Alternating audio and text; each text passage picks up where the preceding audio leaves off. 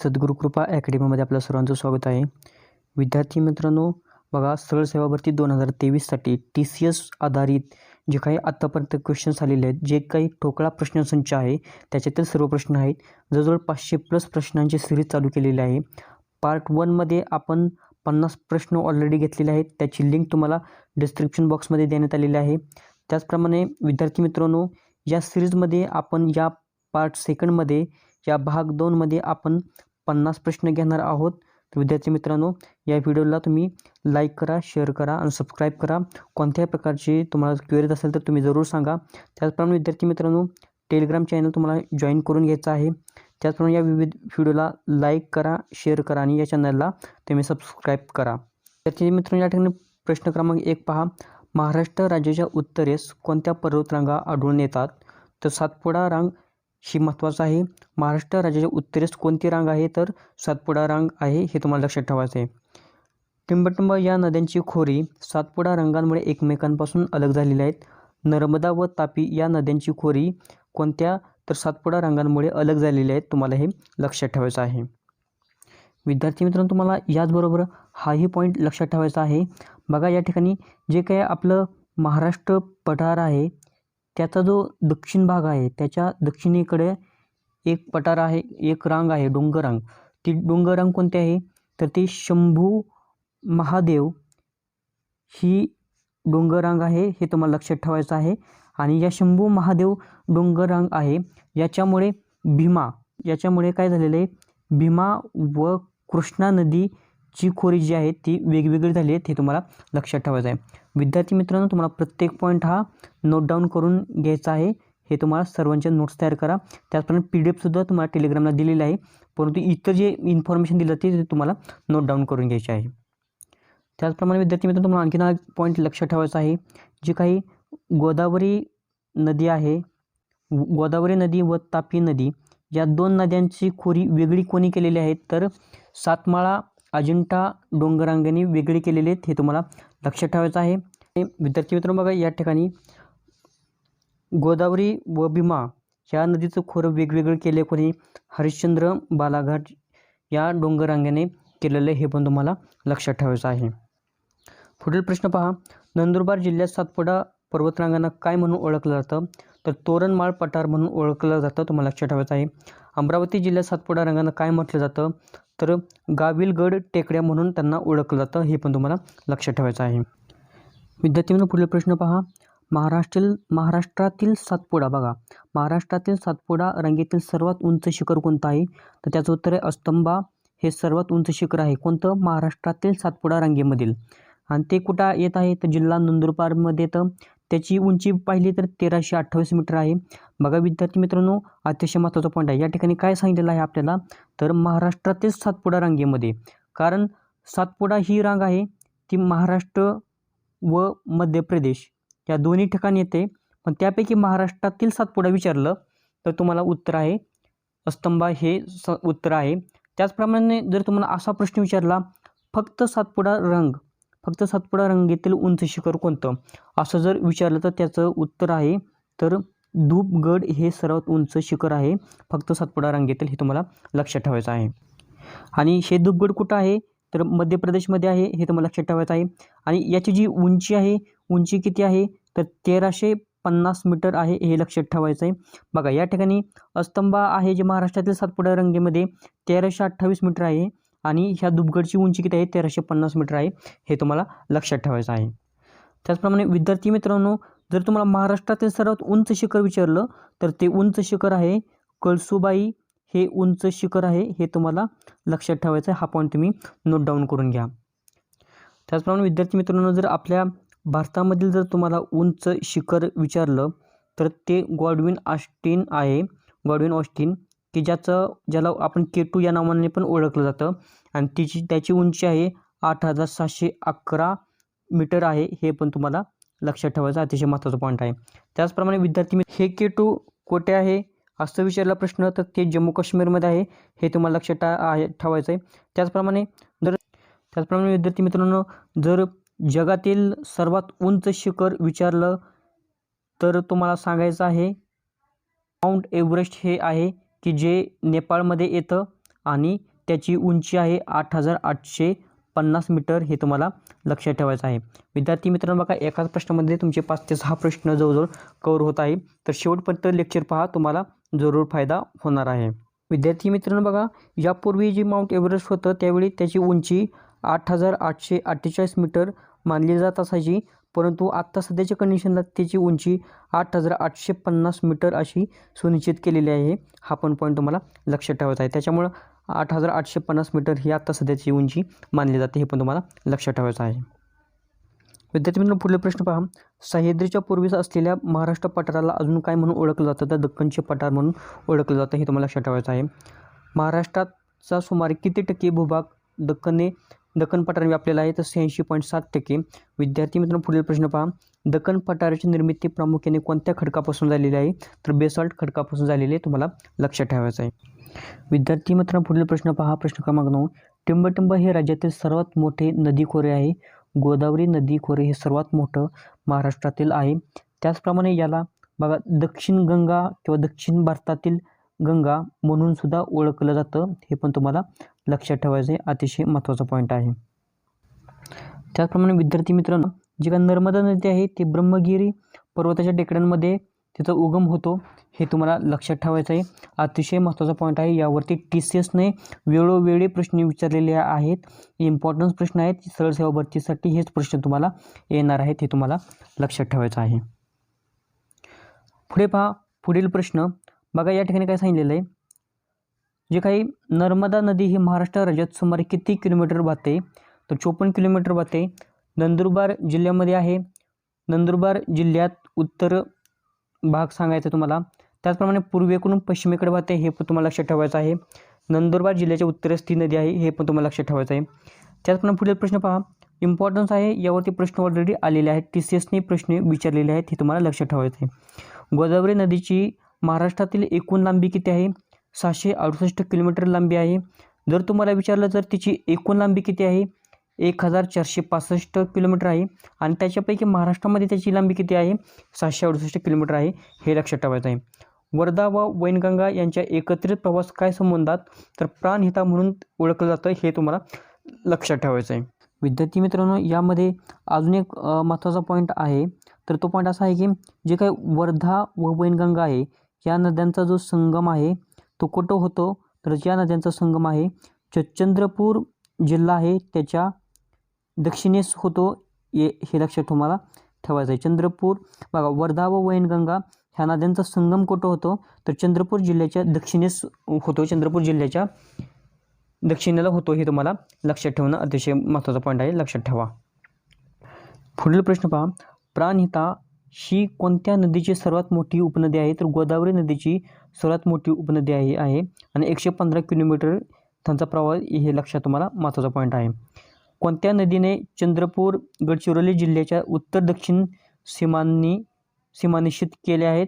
वैनगंगा, हे लक्षात ठेवायचं आहे. इंद्रावती ही महाराष्ट्र व छत्तीसगडच्या सीमेवरून वाहणारी पश्चिम वाहिनी नदी असून ती कोणत्या राज्यात उगम पावते? तर ओडिसा या राज्यात उगम पावते, तुम्हाला लक्षात ठेवायचं आहे. विद्यार्थ्यांनो पुढील प्रश्न पहा.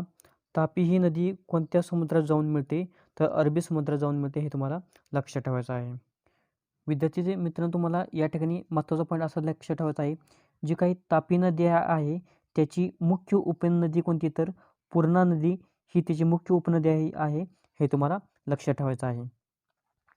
विद्यार्थी मित्रांनो पुढील प्रश्न पहा. महाराष्ट्राची जीवनरेखा असे कोणत्या नदी संबंधतात? तर कोयना नदी म्हणून संबंधतात, हे तुम्हाला लक्षात ठेवायचं आहे. विद्यार्थी मित्रांनो बघा, आणखीन एक पॉईंट आहे. कोकणातील सर्वात लांब नदी कोणती? तर विद्यार्थी मित्रांनो बघा, उल्हास नदी हे उत्तर नाही याचं, हे तुम्हाला लक्षात ठेवा. हे कन्फ्युजन आहे सर्वांचं. तर बघा, सर्वात जी लांब नदी आहे कोकणमधील तर ती कोणती आहे? तर वैतरणा ही नदी आहे. ही सर्वात लांब कोकणातील नदी आहे व हिची लांबी किती सांगितलेली तुम्हाला? 154 किलोमीटर, हे तुम्हाला लक्षात ठेवायचं आहे. अतिशय महत्त्वाचा पॉईंट आहे. या ठिकाणी विद्यार्थी मित्रांनो प्रत्येकाचा कन्फ्युजन होत आहे. कोकणातील सर्वात लांब उल्हास नदी म्हटलं जातं, पण ॲक्च्युली उल्हास नदीचं जे अंतर आहे किंवा उल्हास नदीची जी किलोमीटर आहे, किती किलोमीटर लांब आहे? तर ती ॲक्च्युली 122 किलोमीटर आहे. या ठिकाणी 130 ही प्रिंटिंग मिस्टेक आहे. तर विद्यार्थी मित्रांनो, उल्हास नदी आहे तर तिची लांबी किती आहे? ॲक्च्युली 122 किलोमीटर आहे, हे तुम्हाला लक्षात ठेवायचं आहे. जी काय वैतरणा नदी आहे तिची 154 किलोमीटर लांबी आहे, हे तुम्हाला लक्षात ठेवायचं आहे. त्याच्यामुळे कोकणातील जी सर्वात लांब नदी आहे कोणती, तर वैतरणा नदी आहे, हे तुम्हाला लक्षात ठेवायचं आहे. उल्हास नदी नाही, हे लक्षात ठेवायचं आहे, कारण उल्हास नदीची जी लांबी आहे ती 122 किलोमीटर आहे. हे पुन्हा पुन्हा तुम्हाला सांगतो, हे लक्षात ठेवा. तुम्हाला TCS पॅटर्नचा हा क्वेश्चन्स आहे आणि अतिशय इम्पॉर्टन्स आहे. याच्यामध्ये कोणत्याही प्रकारचं कन्फ्युजन करून घेऊ नका. त्याचप्रमाणे विद्यार्थी मित्रांनो, पुढील प्रश्न पहा. बघा या ठिकाणी काय सांगले, पंचगंगा या कोल्हापूर जिल्ह्यात वाहणाऱ्या कृष्णेच्या उपनदीस कोणकोणत्या उपनद्या मिळतात? बघा, पंचगंगा नदी आहे. पंचगंगा या कोल्हापूर जिल्ह्यात वाहणाऱ्या कृष्णेच्या उपनदीस कोणकोणत्या उपनद्या मिळतात? बघा, कुंभी, कासारी, तुळशी, भोगावती, सरस्वती. विद्यार्थी मित्रांनो, या 5 नद्या आहेत आणि यामुळेच याला पंचगंगा असं म्हटलं जातं. त्याचप्रमाणे यापैकी सरस्वती ही नदी गुप्त नदी मानली जाते, हे तुम्हाला लक्षात ठेवायचं आहे. ह्या काय कृष्णेची पंचगंगा ही उपनदी आहे आणि पंचगंगा नदी कोणकोणत्या नद्यांचे मिळून होते, या 5 नद्यांची मिळून, हे लक्षात ठेवायचं आहे. अजून या ठिकाणी असा पॉईंट लक्षात ठेवायचा आहे विद्यार्थी मित्रांनो, या ठिकाणी असा पॉईंट लक्षात ठेवा, जी काही कृष्णा नदी आहे, कृष्णा नदीचा उगम कुठं होतो, तर महाबळेश्वर या ठिकाणी होतो, हे तुम्हाला लक्षात ठेवायचं आहे. इम्पॉर्टंट पॉईंट आहे, TCSने यावरती प्रश्न ऑलरेडी विचारलेला आहे, तुम्हाला लक्षात ठेवायचं आहे. त्याचप्रमाणे बघा या ठिकाणी यामध्ये विद्यार्थी मित्रांनो असाही तुम्हाला प्रश्न महत्त्वाचा आहे की जी काही कृष्णा नदी आहे, कृष्णा नदी व कोयना नदी या दोघांचा संगम कुठं होतो, तर कराड या ठिकाणी होतो, हे तुम्हाला लक्षात ठेवायचं आहे. कृष्णा नदी व कोयना नदी या दोघांचा प्रतिसंगम कुठं होतो, तर कराड या ठिकाणी होतो, हे पण तुम्हाला महत्त्वाचा पॉईंट आहे, लक्षात ठेवायचं आहे. विद्यार्थी मित्रांनो, आपण जी काही इन्फॉर्मेशन देत आहोत त्याची तुम्हाला नोटबुक तयार करायची आहे, सर्वात महत्त्वाचं आहे. एक्स्ट्रा ज्या नोट्स तयार केल्या जातात ते तुम्हाला लिहून घ्यायचे आहेत. त्याचप्रमाणे विद्यार्थी मित्रांनो, TCSने जे प्रश्न विचारलेले आहेत ते सर्व या ठिकाणी इन्क्लूड केलेले आहेत. विद्यार्थी मित्रांनो, पुढील प्रश्न पहा. प्रवरा ही नदी कोणत्या नावाने प्रसिद्ध आहे? अमृतवाहिनी या नावाने प्रसिद्ध आहे, तुम्हाला लक्षात ठेवायचं आहे. पुढील प्रश्न पहा. पैनगंगा ही नदी वर्धा नदीची उपनदी असून तिची लांबी किती आहे? तर 676 किलोमीटर आहे, लक्षात ठेवायचं आहे. महाराष्ट्रातील नदी खोऱ्यांचा क्षेत्रफळानुसार उतरता क्रम लावा. बघा, जे काही महाराष्ट्रामध्ये जी काही नदी खोरे आहेत त्यापैकी सर्वात मोठी नदी खोरे कोणती आहे? गोदावरी. त्याच्या खालोखाल कोणतं आहे? भीमा खोरे. त्याच्या खालोखाल कोणतं आहे? लहान वर्धा खोरे. त्याच्यापेक्षा लहान वैनगंगा आणि सर्वात लहान कोणतं आहे? तापी खोरे, हे तुम्हाला लक्षात ठेवायचं आहे. पुढील प्रश्न पहा. महाराष्ट्रातील नदी पुनर्जीवन कार्यक्रम कधी सुरू करण्यात आला आहे? तर ऑगस्ट 2018 यवतमाळमधील वाघाडी नदी शुद्धीकरणापासून सुरुवात केलेली आहे. बघा, जे काय महाराष्ट्र नदी पुनर्जीवन कार्यक्रम कधी सुरू केलेला आहे? ऑगस्ट 2018 सुरू केलेला आहे. त्याचप्रमाणे शुद्धीकरणाची सुरुवात कशी झालेली? यवतमाळमधील वाघाडी नदीची शुद्धीकरणापासून सुरुवात करण्यात आली, हे लक्षात ठेवायचं आहे. गोदावरी नदीचा उगम कुठून होतो? त्र्यंबकेश्वर, जे नाशिकमध्ये आहे, हे तुम्हाला लक्षात ठेवायचं आहे. त्याचप्रमाणे विद्यार्थी मित्रांनो, पुढे पहा. नर्मदा नदीचा उगमस्थान कोणत्या राज्यात आहे? मध्य प्रदेश, अमरकंटक या ठिकाणी नर्मदा नदीचा उगम होतो. महत्त्वाची नदी आहे, इम्पॉर्टंट आहे, TCSने विचारलेला प्रश्न आहे, तुम्हाला लक्षात ठेवायचा आहे. बघा, मगाशीच तुम्हाला सांगितलं महाबळेश्वर या ठिकाणी कोणती नदी उगम पावते? कृष्णा नदी. महाबळेश्वर कुठं आहे? तर सातारा जिल्ह्यामध्ये आहे, हे तुम्हाला पुढे पहा. भीमा नदीचा उगम कोणत्या तीर्थक्षेत्रातून होतो? भीमाशंकर, पुणे, हे तुम्हाला लक्षात ठेवायचं आहे. वर्धा नदी कोणत्या रांगांमध्ये उगम पावते? तर सातपुडा, मध्य प्रदेश. कृष्णा, पंचगंगा या नद्यांचा संगम कोणत्या ठिकाणी होतो? नरसोबाची वाडी, कोल्हापूर या ठिकाणी कृष्णा आणि पंचगंगा या 2 नद्यांचा संगम होतो, हे तुम्हाला लक्षात ठेवायचं आहे. गडचिरोली जिल्ह्यातील सिरोंचा या ठिकाणी कोणत्या 2 नद्यांचा संगम होतो? गोदावरी व प्राणहिता, हे तुम्हाला लक्षात ठेवायचं आहे. जी काही इम्पॉर्टन्स माहिती आहे तुम्हाला एक्सप्लेनेशन केलेलं आहे, तुम्हाला लक्षात ठेवायचं आहे. पुढे पहा. प्रवरा मुळा नद्यांच्या संगमाचे ठिकाण नेवासा असून ते कोणत्या जिल्ह्यात आहे? तर अहमदनगर जिल्ह्यामध्ये आहे, लक्षात ठेवायचं आहे. सातारा जिल्ह्यातील प्रतिसंगम कराड हे ठिकाण कोणत्या 2 नद्यांचे संगमस्थान आहे? कृष्णा व कोयना. मगाशी तुम्हाला प्रश्न महत्त्वाचा होता, तो एक्सप्लेन केलेला आहे. TCSने विचारला आहे, इम्पॉर्टंट प्रश्न आहे, तुम्हाला लक्षात ठेवायचा आहे. भीमा, मुळा, मुठा या नद्यांचे संगमाचे ठिकाण कोणते आहे? वाळकी, पुणे, हे तुम्हाला लक्षात ठेवायचं आहे. कोणते संगमाचे ठिकाण खानदेशाची काशी, दक्षिण काशी म्हणून प्रसिद्ध आहे? प्रकाशे, हे तुम्हाला लक्षात ठेवायचं आहे. नंदुरबार या ठिकाणी तापी गोमाई संगम, हे तुम्हाला लक्षात ठेवायचं आहे. पुढे पहा. देहू व आळंदी हे तीर्थक्षेत्र कोणत्या नदीच्या काठावर वसलेले आहेत? इंद्रायणी नदी. विद्यार्थी मित्रांनो इम्पॉर्टंट आहे, TCSने ऑलरेडी प्रश्न विचारलेला आहे, लक्षात ठेवा. नागपूर हे शहर कोणत्या नदीच्या काठावर वसलेले आहे? नाग नदी या शहराच्या काठावर बसलेले, हे लक्षात ठेवा. त्याचप्रमाणे राजगुरुनगर व पंढरपूर ही शहरे कोणत्या नदीच्या काठावर आहेत? भीमा नदीच्या काठावर आहेत. TCSने विचारलेला प्रश्न आहे. महाबळेश्वर हे शहर कोणत्या नदीच्या काठावर बसलेले? तर ते भीमा नदीच्या काठावर बसलेले, तुम्हाला लक्षात ठेवायचं आहे. पुढील प्रश्न पहा, कोल्हापूर हे शहर कोणत्या नदीच्या काठावर आहे? तर पंचगंगा या नदीच्या काठावर आहे. पंचगंगेमध्ये कोणकोणत्या नद्या एकत्र येतात, तुम्हाला त्याचं एक्सप्लेनेशन इम्पॉर्टंट होतं, ते तुम्हाला पाठीमागे करून सांगितलेलं, ते तुम्हाला लक्षात ठेवायचं आहे. यानंतर पुढील प्रश्न पहा, इरई नदीच्या काठावर कोणते शहर बसलेले आहे? तर चंद्रपूर हे शहर बसलेलं आहे. भुसावळ हे शहर टिंबटिंब या नदीच्या काठावर बसलेले आहे. तापी नदीच्या, त्याचप्रमाणे गोदावरी नदीच्या काठावर कोणकोणते शहर बसलेले आहेत? बघा, गोदावरी नदी इम्पॉर्टंट आहे, हिला दक्षिण गंगा म्हणून संबोधलं जातं. त्याचप्रमाणे महाराष्ट्रातील सर्वात लांब नदी आहे, हे पण तुम्हाला लक्षात ठेवायचं आहे. गोदावरी नदीच्या काठावर कोणकोणते शहर बसलेले आहेत? नाशिक आहे, पैठण आहे, कोपरगाव आहे, नांदेड आहे, गंगाखेड आहे, पुणतांबा आहे. विद्यार्थी मित्रांनो, तुम्हाला असाही प्रश्न विचारला जातो, या 5 पैकी एक शहर सांगितलं जातं आणि हे कोणत्या नदीच्या काठावर वसलेले, तर ते गोदावरी नदीच्या काठावर वसलेले, हे तुम्हाला लक्षात ठेवायचं आहे. कृष्णा नदीच्या काठावर वसलेली शहरे कोणती? इम्पॉर्टन्स आहे, TCSने प्रश्न विचारलेले प्रश्न आहेत. सांगली, मिरज, कराड, वाई, औदुंबर, नरसोबाची वाडी. इम्पॉर्टंट आहे, विचारलेले प्रश्न आहेत, लक्षात ठेवा. पुढील प्रश्न पहा, कोणत्या जिल्ह्यात विहिरीचे प्रमाण सर्वाधिक आहे? अहमदनगर जिल्ह्यामध्ये आहे आणि किती आहे? तर 55%, लक्षात ठेवायचं आहे. कृष्णा खोरे विकास महामंडळ पुणे याची स्थापना कधी झालेली आहे? तर 1996 मध्ये झालेली, लक्षात ठेवायचं आहे. विदर्भ पाटबंधारे विकास महामंडळाचे मुख्यालय नागपूर हे असून याची स्थापना कधी झाली? तर 1997 झाली, लक्षात ठेवायचं आहे. महाराष्ट्र जलसंपत्ती नियमन प्राधिकरण कायदा कधी झाला? तर 2005 साली झालेला आहे, हे पण महत्त्वाचं आहे. त्याच्यानंतर विद्यार्थी मित्रांनो पुढे पहा, कोणते जिल्हे व तलावांचे जिल्हे म्हणून प्रसिद्ध आहे? बघा, भंडारा आणि गोंदिया हे जिल्हे या तलावांचे जिल्हे म्हणून ओळखले जातात. परंतु सर्वात महत्त्वाचं काय? भंडारा जिल्हा.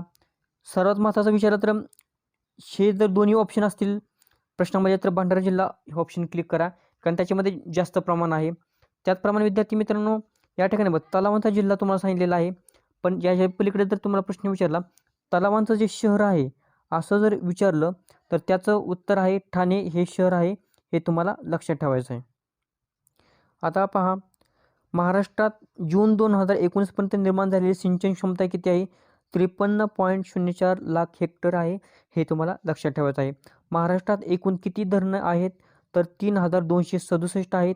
त्यापैकी 141 मोठी आहेत, 258 मध्यम प्रकारचे आहेत, 2768 हे लहान प्रकारचे आहेत, 3267 हे लक्षात ठेवा. राज्यात कूपनलिकांचे प्रमाण कमी असण्यामागील कारण काय आहे? तर बेसाल्टच्या अग्निजन्य खडकाची भूपृष्ठ आहेत, हे तुम्हाला लक्षात ठेवायचं आहे. विद्यार्थी मित्रांनो, या व्हिडिओच्या डिस्क्रिप्शन बॉक्समध्ये तुम्हाला टेलिग्रामची लिंक देण्यात आलेली आहे. त्याचप्रमाणे तुम्हाला या व्हिडिओच्या कमेंट्स बॉक्समध्ये पण तुम्हाला देण्यात आलेली आहे टेलिग्रामची लिंक, तर तुम्ही जॉईन करून घ्या. त्या ठिकाणी तुम्हाला PDF भेटेल. त्याचप्रमाणे विद्यार्थी मित्रांनो, तुम्हाला जर हा व्हिडिओ चांगला वाटलेला असेल तर तुम्ही या व्हिडिओला लाईक करा, शेअर करा आणि या चॅनलला तुम्ही सबस्क्राईब जरूर करा.